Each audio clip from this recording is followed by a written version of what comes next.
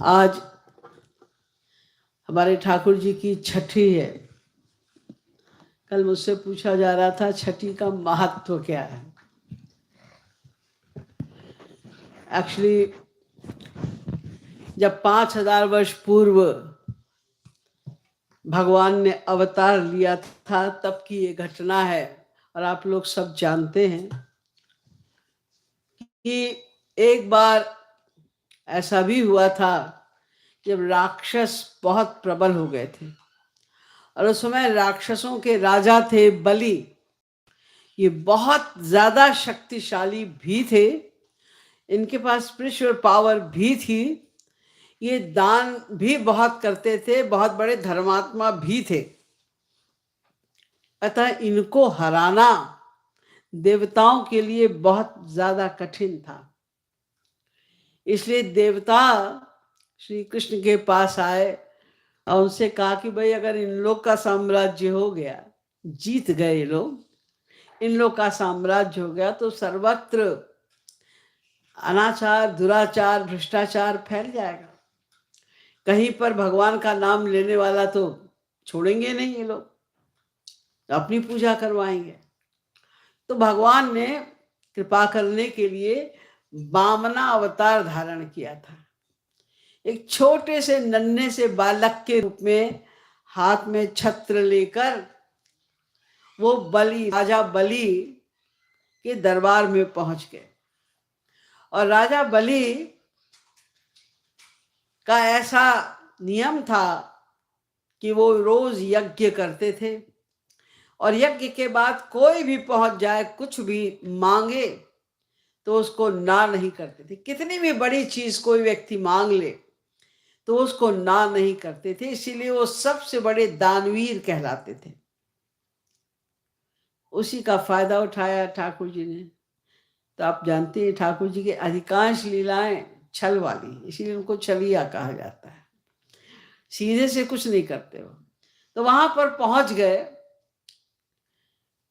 दान मांगने के लिए। जब वो दान मांगने के लिए पहुंचे थे, आपको पता ही है पूरी घटना, मैं नहीं दोहराऊंगी। जब वो दान मांगने के लिए पहुंचे, उन्होंने 3 पग जमीन मांगी थी। तो उस समय बलि की एक पुत्री थी, उसका नाम था रत्नमाला। वो भी वहां पर उपस्थित थी। उसने भी वामन भगवान के दर्शन किए, छोटे से बालक। और वो उनको देखकर इतनी मोहित हो गई। श्याम सुंदर तो यूं भी साक्षात मनमथ मनमथ हैं, यानी कामदेव को भी मोहित कर लेने वाले हैं। और कामदेव तो क्या, वो अपने आप पे मोहित हो जाते हैं, इतने सुंदर हैं वो।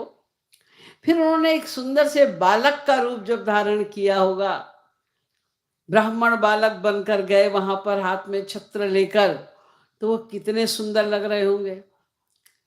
तो जब रत्नमाला ने उनको देखा, बहुत मोहित हो गई उनके उस बाल रूप के ऊपर। और उसने ये कामना बनाई कि काश ये मेरे पुत्र होते, मैं इनको अपना स्तनपान कराती। ये वात्सल्य भाव उसके अंदर जागृत हो गया श्री कृष्ण को देखकर। उस रूप में स्तन्यपान कराने की इच्छा जागृत हो गई, क्योंकि उस बिचारी को क्या पता ये तो हमें छलने आए, ये हमारे भाई बलि इतना बड़ा यज्ञ कर रहे हैं, अभी ये सब चौपट कर देंगे आके। उसको नहीं पता था, क्योंकि उन्हें तो कोई भी नहीं पहचान सकता है भगवान श्री कृष्ण को। जब ये लोग ब्रह्मा शंकरादिक नहीं पहचान सकते, ये लोग पूरी तरह उनकी महिमा को नहीं जान सके। ब्रह्मा को भगवान ने सृष्टि करने को कहा, उसे कुछ पता ही नहीं चल रहा था। तो तेने ब्रह्म हृदय आदि कवये, तो भगवान ने उनके हृदय में प्रवेश करके उन्हें ज्ञान दिया कि सृष्टि कैसे करना है। तो उन्हें तो कोई भी पहचान ही नहीं सकता बिना उनकी कृपा के। केवल जो उनके भक्त हैं, महापुरुष जिन्होंने भगवत प्राप्ति की है, वे पहचान सकते हैं उनको। और तो कोई भी नहीं पहचान सकता, चाहे वो देवी देवता हों स्वर्ग के या ब्रह्मा शंकरादिक हों, ज्ञानी जन हो, आत्मा राम हो, पूर्ण काम कोई भी हो, उन्हें ऐसे पहचान नहीं सकता कोई भी। तो वो रत्नमाला उनको कैसे पहचानती? वो भी उनको पहचान ही नहीं, और ये इच्छा वो बना बैठी। और भगवान ने उसे आशीर्वाद भी दे दिया, मन ही मन में वरदान दे दिया, तुम्हारी इच्छा पूरी होगी। अब उसे क्या पता कि थोड़ी देर में क्या होना है। मैंने अभी बताया ना आपको, ब्रह्मा शंकर आदि भी उनको नहीं पहचान सकते। ब्रह्मा जी ने कोशिश की थी एक बार, जब नारद जी ने कहा, ब्रह्मा जी आप सो रहे हो क्या? अरे आपके सृष्टि में वो परात्पर ब्रह्म सुप्रीम गवर्नमेंट के वो जो अध्यक्ष हैं वो आ गए हैं, आपको पता ही नहीं? नहीं, हमें तो नहीं पता कि वो आ गए हैं यहाँ पर अवतार लेके। कहाँ है वो? ब्रज में है, जाके देखाओ। जब वो देखने गए तो ठाकुर जी तो ग्वाल बालों के साथ खेल रहे थे, जैसे साधारण बालक खेलते हैं। फिर सब मिलके अपना लंच खोला, सबने खाना खा रहे थे। तो ठाकुर जी उनके मुंह से कौर निकाल निकाल के, छीन छीन के खा रहे थे। तो ब्रह्मा तो उसका तो मन ही खराब हो गया, ले इतना गंदा हमारा ब्रह्म नहीं हो सकता। अरे भाई ठीक है, साथ बैठ के आप ब्रह्म हो, आपको तो अलग से सिंहासन लगना चाहिए और अच्छे से 56 प्रकार का व्यंजन का भोग लगना चाहिए। ये क्या कि आप ग्वाल वालों के साथ ऐसे खेल रहे हो, नंगे पैर जंगल में घूम रहे हो आप गाय चराते हुए। और खाना खाने भी बैठे, साथ बैठे, चलो वहां तक भी ठीक है। ये एक एक पत्तल में खा लेते तो भी चलो ठीक है, ये मुंह से निकाल निकाल के खा रहे हैं। इतना डर्टी हमारा ब्रह्म नहीं हो सकता, ये कुछ भ्रम हो गया, ये गलत कह रहे हैं नारद जी, ये नहीं हो सकता। लेकिन नारद जी ने कहा है, उनकी बात कभी बड़े उसकी भी होती है, मतलब की होती है, झूठ तो नहीं बोल सकते। जो कह रहे हैं तो उसमें कुछ ना कुछ राज तो है उसमें। तो परीक्षा लेने पहुंच गया, जानने नहीं, जान नहीं पाया श्री कृष्ण ब्रह्म है, परीक्षा लेने के लिए पहुंच गया उनके। और क्या किया कि उनके सारे गाय बछड़े ग्वाल बाल सब चुरा लाया और चुरा के एक गुफा में बंद कर दिया। और बड़े ठाठ से चला गया। ये अब रोता धोता कहीं जाएगा, ये बेचारा क्या करेगा? अगर तो वो ब्रह्म है तो जान जाएगा, तो मुझसे कहेगा भाई हमारे वापिस करो। और अगर ब्रह्म नहीं है तो रोएगा, दुखी होगा बेचारा, देखेंगे फिर क्या है। ऐसा कह के वो अपने ब्रह्मलोक वापस गए। इसके पहले कि वो अपने ब्रह्मलोक में पहुंच जाते, ठाकुर जी वहां ब्रह्मा बन के पहुंच गए। और वहां के जो द्वारपाल थे उनसे कहा, सुनो अभी एक नकली ब्रह्मा आता होगा, खबरदार उसको अंदर घुसने मत देना। वो नकली ब्रह्मा, वो राक्षस है, उसको अंदर मत आने देना। अब ब्रह्मा जी तो अपने बड़े आराम से, क्या हम अपने लोक में जा रहे हैं, हमें कौन रोक देगा। तो जब वो गए तो रोक दिया उनको सारे द्वार, राक्षस कहाँ जा रहा है? कहीं ये क्या हो गया भैया, हमारा ही लोक है, हमारे नौकर चाकर, ये हमको राक्षस कह रहे हैं, क्या कर रहे हैं? बोले हमें पता है तू राक्षस है, तू नकली ब्रह्मा है, भाग जाओ यहाँ से। तब उन्होंने सोचा कुछ उसी ने गड़बड़ किया है लगता। उधर ठाकुर जी ने, इधर तो वो ब्रह्मा बनकर आ गए, और उधर जैसे के तैसे सारे ग्वाल बाल गाय बछड़े सब उन्होंने योग माया से उत्पन्न कर दिए। यानी वे स्वयं ही बिल्कुल उन्हीं के शक्ल के, उन्हीं के स्वभाव के, उन्हीं के रंग रूप के बन गए। तो जब ब्रह्मा लौट कर आया देखने की, देखें क्या हो रहा है वहां पर, रो रहा होगा बैठा कि कहाँ चले गए हमारे सारे गाय बछड़े ग्वाल बाल। तो देखा ठाकुर जी तो उसी प्रकार खेल रहे थे, सब गाय बछड़े वहीं थे, ग्वाल बाल सब वहीं पर ही थे, वो उसी प्रकार से मस्ती से खेल रहे थे।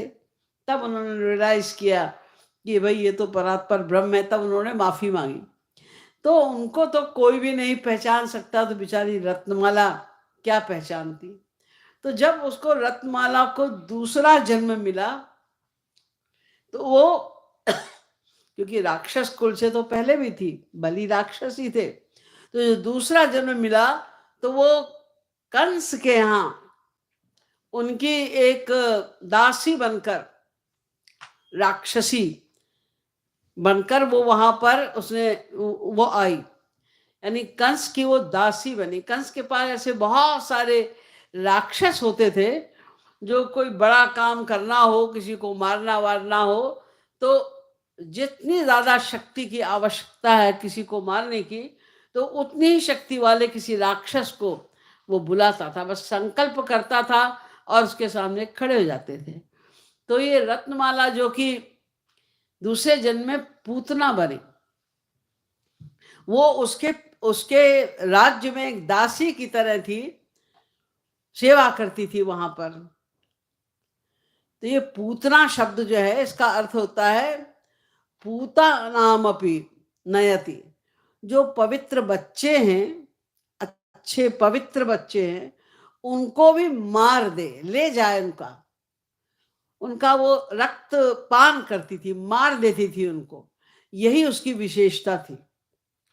तो क्योंकि वो बच्चों को मारती थी, उनका रक्त पीती थी, राक्षसी रुधिराशना, पूतना लोक बालग्नि राक्षसी रुधिराशना, ये कहा गया भागवत में उसके लिए। वो राक्षसी थी रुधिराशना, बालग्नि बच्चों को मारने वाली, उनका खून पीने वाली थी वो। इसीलिए पूतना को कंस ने बुलाया।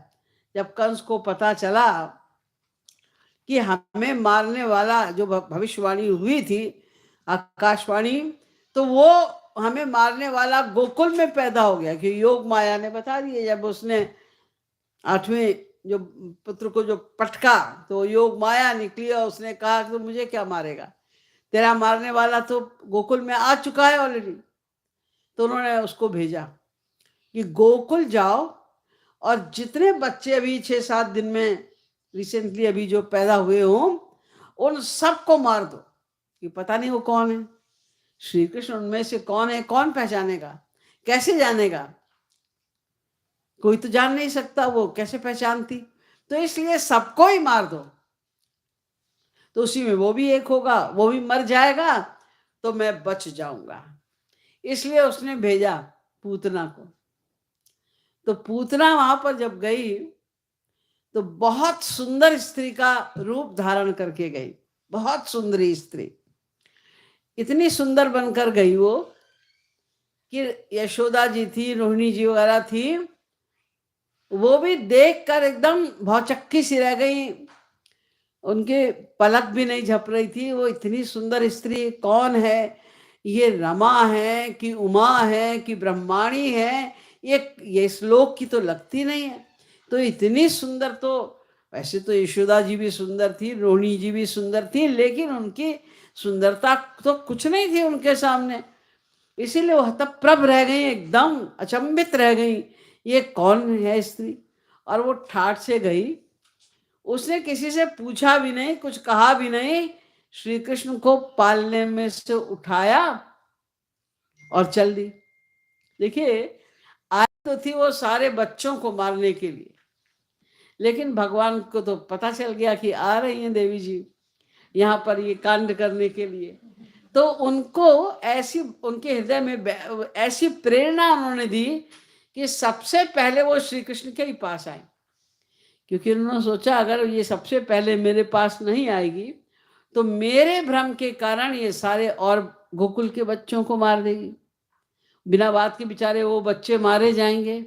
इसलिए उन बच्चों की रक्षा करने के लिए, और बहुत सारे काम करते हैं ना ठाकुर जी, तो उनकी सब गति टेढ़ी है, सीधे से कुछ काम नहीं, तुम्हें उद्धार करना है सीधे सीधे कर दो, इतना लंबा चौड़ा उपक्रम करने की क्या जरूरत है। लेकिन अब वो त्रिभंगी लाल है, हर चीज उनकी टेढ़ी होती है। इसलिए अभी उसका भी उद्धार करना, उसने कामना बनाई थी कि हम तुम्हें अपना दूध पिलाएं, ऐसी उसकी कामना थी, वो भी करना था, बच्चों को बचाना भी था। इसलिए वो सबसे पहले वो श्री कृष्ण के पास ही पहुंची, उसने श्री कृष्ण को पालने में से उठाया और उठा के लेके चल दी, उड़ गई लेके। तो भगवान श्री कृष्ण ने आंख बंद की, आंख बंद करके क्या किया उन्होंने, पता नहीं और क्या क्या किया होगा, लेकिन मेन काम ये किया उन्होंने कि उनको मालूम था कि ये अपने स्तन में विष लगाकर मुझे मारने के लिए आई है। लेकिन उन्होंने वरदान दिया हुआ था, वो पूरा करना था उनको कि हाँ, तुम्हारा हम स्तन्यपान करेंगे। तो उन्होंने शंकर जी को याद किया। बोले भैया, हम तो ब्रज में आए हैं दूध दही माखन खाने, ये विष कौन खाएगा? ये विष तो खाने की आपकी आदत है, आप विषपान कर लेते हो बड़े आराम से, इसलिए आओ भाई हमारी हेल्प करो। तो आंख बंद करके उन्होंने भगवान शंकर को बुलाया। भगवान शंकर को वो अपना आराध्य मानते हैं और भगवान शंकर श्री कृष्ण को अपना आराध्य मानते हैं। तो उन्होंने उनसे प्रार्थना की, आके हमारी हेल्प करो। तो भगवान शंकर आए, तो उन्होंने सरोष रोष के साथ, गुस्से के साथ में उसके स्तन को दबाया और वो विष तो ऊपर ही लगा था, केवल अंदर तो विष था ही नहीं। तो वो विष को उन्होंने ले लिया और वो बहुत जोर से चिल्लाई। जब उसको विष पान करते समय शंकर जी ने अपने क्रोध में आकर दबाया, तो बहुत जोर से उसने आवाज की, ऐसी आवाज किसी ने सुनी नहीं थी। स्वर्ग लोक तक वो आवाज भयंकर रूप से फैल गई चारों तरफ। शोर मच गया, क्या हुआ क्या हुआ, कहाँ गए? तब यशोदा जी को भी ध्यान आया, रहे हमारे बच्चे को तो लेके चली गई, वो कौन थी, वो कहाँ चली गई? और फिर ठाकुर जी अपना आराम से बड़े आनंद में, आंख बंद, जब बहुत किसी चीज को आप आनंद लेते हैं तो आंख बंद हो जाती। ठाकुर जी ने अपना काम शुरू किया कि वो बाकी तो अंदर तो दूध ही था, तो वो उन्होंने दुग्ध पान करना शुरू किया। विषपान शंकर जी ने कर लिया और दूध का पान भगवान श्री कृष्ण ने कर दिया। वो चिल्लाने लगी जोर जोर से, मुंच मुंचांचल, मुंच मुंच, मुझे छोड़ दे, मुझे छोड़ दे, मार डालेगा क्या, मेरे प्राण ले लेगा क्या? चिल्लाती रही वो, मुंच मुंचाल इति प्रभाषिणी, जो जो से चिल्लाती रही। लेकिन भगवान ने कहा, अरे चिल्लाओ नहीं, मैं तो तुम्हारा ही कल्याण करने आया हूं, तुम्हें तो कहा था कि दूध हमारा तुम स्तन्यपान करो, तो हम कर रहे हैं। और फिर तुमको हम, चिल्लाओ मत, तुमको आज ही हम तुमको उसका फल भी दे देंगे। तो माँ बन गई, तो तुम्हारा हमने स्तन्यपान किया तो हमारी माँ बन गई, तो अब माँ को हम दे, अब थोड़ी तुमको राक्षसी बने रहने देंगे हम, तुम्हारा वो काम भी करना है, तुम्हें आज अभी गोलोक भेज दूंगा मैं। तो इस प्रकार भगवान ने जब उनका दुग्धपान किया, तो जैसे उसके साथ में उनका प्राण ही हर लिया, क्योंकि प्राण हर के उनको कुछ और बड़ा काम करना था, उनको गोलोक भेजना था। तो वो गिरी पृथ्वी के ऊपर। जब वो पृथ्वी के ऊपर गिरी तो 12 मील लंबा उसका राक्षस का शरीर था। सोचिए, 12 मील लंबा, इतना जब लंबा 12 मील था तो चौड़ा कितना होगा, आप सोच ही सकते हैं। तो जब इतना बड़ा शरीर गिरा तो कितने ही पेड़ गिर गए, बहुत 12 मील तक के सारे पेड़ गिर गए। और तब लोगों ने देखा, रे ये तो बड़ी सुंदर लग रही थी देखने में, हम तो समझ रहे थे कि अंबानी जी हैं इतनी, और ठाकुर जी तो अपना, वो तो गिर गई, वो तो अपना दूध थे, उनको तो दूध दही से मक्खन से मतलब है केवल, तो वो अपना दूध पीने में लगे हुए थे। तब सब भाग कर आए, फिर ठाकुर जी को उतारा गया। फिर उसके बाद तमाम पंडित लोग आए, तरह तरह के जड़वाने फुकवाने के उपचार किए गए कि भाई कुछ इसने जने क्या, राक्षसी ने क्या कर दिया होगा हमारे लाला के ऊपर। तो सब तरह के उपचार होने लगे और ठाकुर जी तो अपना मुस्कुरा रहे थे ठाठ से। तो ये जो पूतना का उद्धार हुआ, जिस दिन ये हुआ, उस दिन श्री कृष्ण केवल 6 दिन के थे, केवल 6 दिन के। तो उन्होंने शंकर जी से यही कहा, मैं तो अभी 6 दिन का हूँ, अब इसका इतना बड़ा शरीर मैं कैसे दबा सकता हूँ, मैं कैसे विषपान कर सकता हूँ, तुम आओ। तो उन्होंने ये काम किया शंकर जी ने आके, और ठाकुर जी ने उसका दुग्धपान किया और उसको माँ की पदवी देकर गोलोक दे दिया। इसी घटना के कारण जो उन्होंने पूतना, लोक, बालग्नि, राक्षसी, रुधिराशना, जो ऐसी राक्षसी जो स्तन में विष लगा के मारने के लिए ठाकुर जी को आई थी, उसको उन्होंने गोलोक दे दिया। ये बात सुनकर ही सुखदेव जी महाराज श्री कृष्ण के भक्त हो गए थे। जब वो पैदा हुए थे तो पहले तो निकल ही नहीं रहे थे अपनी माँ पिंगला के पेट से, और इधर वेदव्यास जी तो हमेशा कुछ ग्रंथों की रचना करते रहते थे, कुछ श्लोक बोलते रहते थे, तो अंदर से बोलते थे सुखदेव जी, अशुद्धम नो वक्तव्यम, तुम अशुद्ध बोल रहे हो, यहाँ अशुद्ध मत बोलो, अशुद्धम नो वक्तव्यम। एक बार सुना, दो बार सुना, जब देखो तब बीच बीच में वो बोल पड़ते थे कि अशुद्धम नो, आप अशुद्ध मत, अशुद्ध बोल रहे हो, अशुद्ध मत बोल। तो उन्होंने पूछा तू है कौन, निकलता क्यों नहीं, ये क्यों गलती पकड़ता रहता है मेरी, हमेशा अंदर बैठा है, बाहर क्यों नहीं आता। बोले मैं बाहर नहीं आऊंगा, क्यों, माया लग जाएगी, मुझे पता है बाहर आते ही माया लग जाएगी, इसलिए मैं आऊंगा नहीं बाहर। तब वेदव्यास जी का, नहीं हम तुम्हें वरदान देते हैं, तुम्हें माया वाया नहीं लगेगी, तुम आओ। जब वरदान मिल गया तो वो आए, और आते ही क्या किया कि आते ही 12 साल के तो हो ही गए थे, वो आते ही चल दिए जंगल की ओर। वेदव्यास जी देख रहे हैं अजीब है, 12 साल तक तो निकला नहीं, और अब जन्म लिया तो सीधे जंगल की ओर चल दिया। वो चलते जा रहे हैं तेजी के साथ, और वो पुत्र पुत्र सुनो, तुम्हारा ये धर्म है, तुम्हारा भी ये धर्म है, अभी तुम्हारा ये धर्म बाकी है। ये दुनिया भर के उनको पितृ धर्म आदि वो बताते रहे, उन्होंने सुना ही नहीं। इसलिए नहीं कि उन्होंने अनसुनी कर दी, हमें तुम्हारी बकवास नहीं सुननी, ऐसा नहीं, बल्कि वो तो आत्मकृत थे, वो परमहंस थे, तो उनको कुछ और सुनाई दिखाई ही नहीं देता ब्रह्म के अलावा, केवल उनको ब्रह्म के अलावा और कुछ ना सुनाई देता था ना दिखाई देता था, कुछ नहीं। वो तो चले जा रहे हैं अपना। वो जब वहां पर पहुंच गए, अपनी समाधि में बैठे थे, तो एक वेदव्यास जी के एक शिष्य ने इनके कान में एक श्लोक भागवत का, हृदम भोजे कृष्ण, जब उन्होंने वो उनके रूप, जिसमें रूप का वर्णन है, ये वाला श्लोक नहीं है, ये बरहा पीडम नटवर वपु कर्णयो कर्णिकारम बिभ्रदवासः कनक कपिशं वैजयन्तीं च मालां रंध्रान् वेणोरधर सुधया पूरयन् गोपवृन्दैर्वृन्दारण्यं स्वपदरमणं प्राविशद् गीतकीर्तिः। ये श्लोक सुनाया। ऐसे ऐसे हैं श्याम सुंदर, उनका श्यामल रंग है, पीतांबर पहनते हैं, मोर पंख धारण करते हैं, कर्णिकार की वो माला पहने हुए हैं। ऐसा जब पूरा वर्णन उनका किया, अब उनका तो मन शुद्ध है, श्लोक तो हम लोग भी गा भी रहे हैं, सुन भी रहे हैं, कोई असर नहीं हमारे ऊपर। ये श्री कृष्ण के सौंदर्य का वर्णन है, हमारे ऊपर कोई असर नहीं, क्योंकि हमारा मन गंदा है, इसलिए हमारे ऊपर उसका कोई प्रभाव नहीं पड़ा।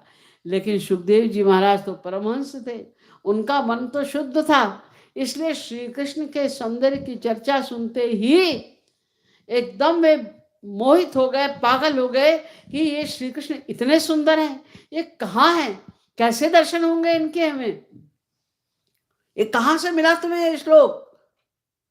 वो जो विद्यार्थी था उसने देखा इनको तो कुछ पता तो चलता ही नहीं, तो लक्कड़ पत्थर जैसे बैठे, कुछ भी छू लो इनको, कुछ भी कर दो, ये तो समाधि में रहते हैं, पता नहीं चलता। तो चंचलता वश उसने उनके कान में ये श्लोक बोल दिया था, और जब वो समाधि से उठ गए तो भागा वो शिष्य कि ये मारेंगे हमको, तुमने हमारी समाधि भंग कर दी। तो उनका, नहीं नहीं हम तुमको मारने के नहीं बुला रहे, तुम ये बताओ ये श्लोक तुम्हें मिला कहाँ से।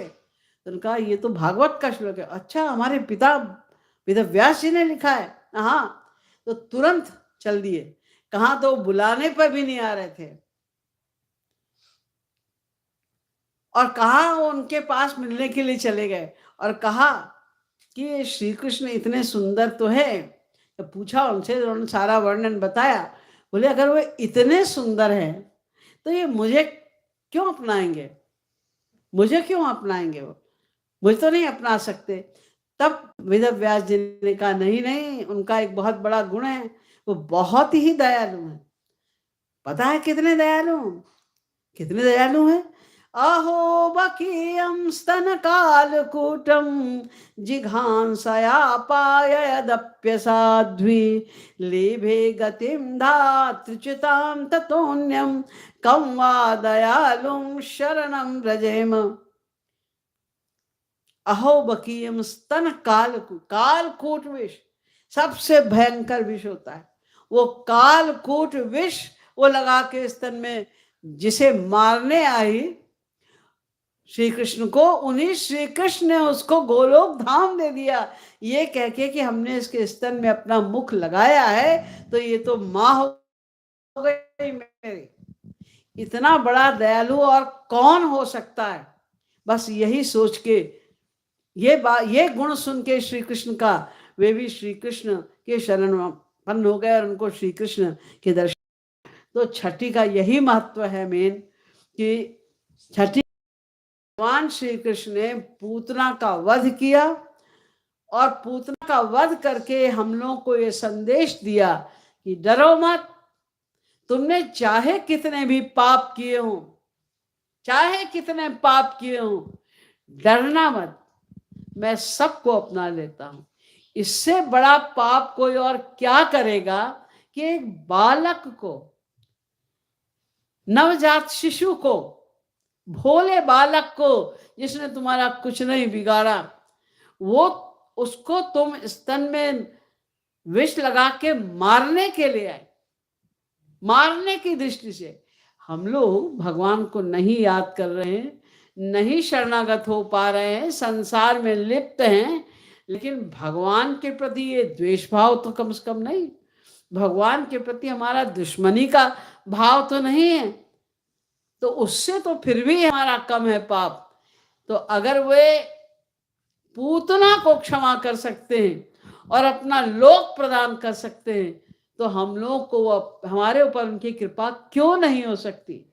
बस हमें अपने मन को उनके प्रति सरेंडर कर देना है एक बार, बस फिर वो कृपा की बौछार कर देंगे। यही महत्व इस छठी के उत्सव का है।